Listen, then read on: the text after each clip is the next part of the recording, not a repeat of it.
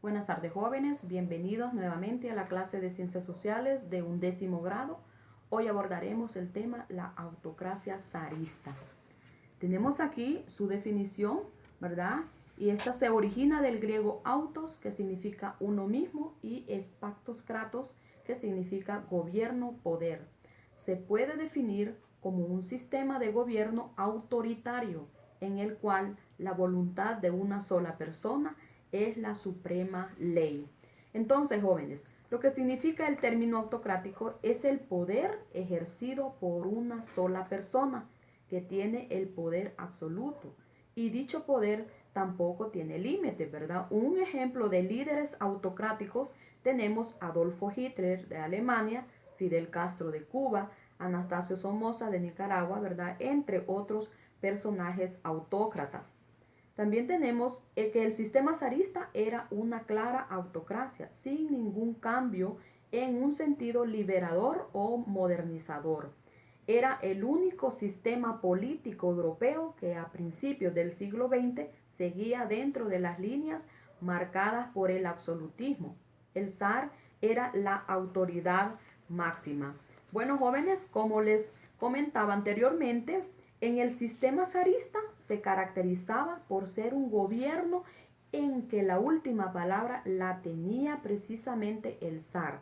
Este sistema de gobierno prevaleció en Rusia entre mediados del siglo XVI y los primeros años del siglo XX. También tenemos, ¿verdad? El Estado se sustentaba en 4 principios o pilares, ¿verdad? Lo que es la burocracia, que es una estructura administrativa que organizaba el funcionamiento del inmenso imperio ruso, ¿verdad? También teníamos el ejército, instrumento esencial, ¿verdad?, del expansionismo ruso entre el resto de los territorios del imperio. También tenemos la Iglesia Ortodoxa, cuyo cabeza era el propio zar, ejercía el poder de garante del orden y salvaguardia de las tradiciones.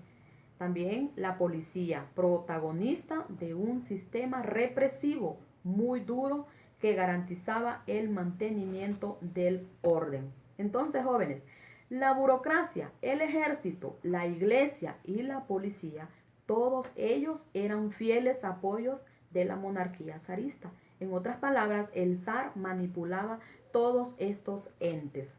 También tenemos, ¿verdad?, lo que son los hechos relevantes, ¿verdad? Como por ejemplo la derrota frente a Gran Bretaña y Francia en la guerra de Crimea, 1854 a 1856, lleva al zar Alejandro II a reflexionar y a poner en marcha toda una serie de reformas, ¿verdad?, que son muy limitadas. Bueno, jóvenes, recordemos que Gran Bretaña y Francia eran aliados. Por lo tanto, Rusia fue derrotada, ¿verdad? Frente a este gran problema, el zar Alejandro II reflexiona, ya que Rusia estaba devastada frente a las potencias europeas. Por ende, el zar hace reformas. La más significativa fue la anulación de la servidumbre, ya que los campesinos rusos vivían como esclavos.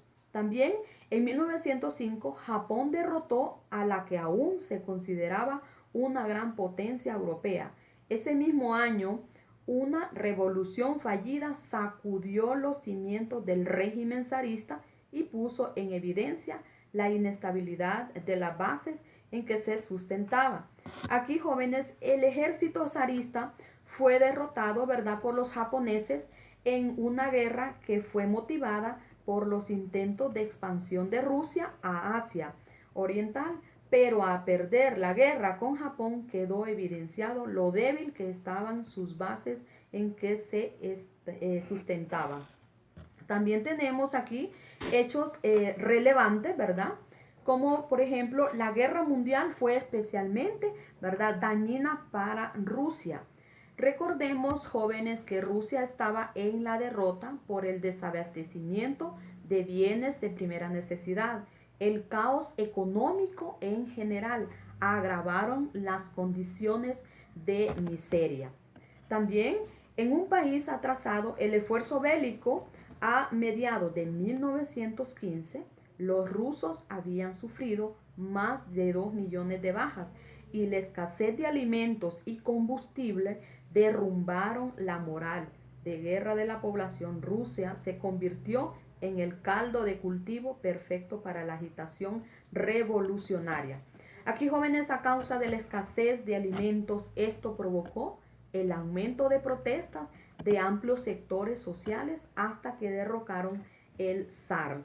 También la situación terminó por estallar en marzo de 1917 y esto fue el derrumbe de la dinastía de los zares, herederos de los emperadores romanos, lo que significó la desaparición del sistema absolutista y despótico. También tenemos aquí la oposición, ¿verdad?, a la autocracia desde 1901. Los campesinos, el 90%, ¿verdad?, de la población era campesina. La vida del campesinado, ¿verdad?, no había cambiado sustancialmente con el decreto de la emancipación. Los social revolucionarios, ¿verdad?, reúnen a los antiguos nihilistas y a los populistas, ¿verdad? Para ellos la revolución la deben emprender los campesinos, no el proletariado industrial, ¿verdad? Otra de la oposición a la autocracia, ¿verdad?, era el Partido Constitucional Demócrata.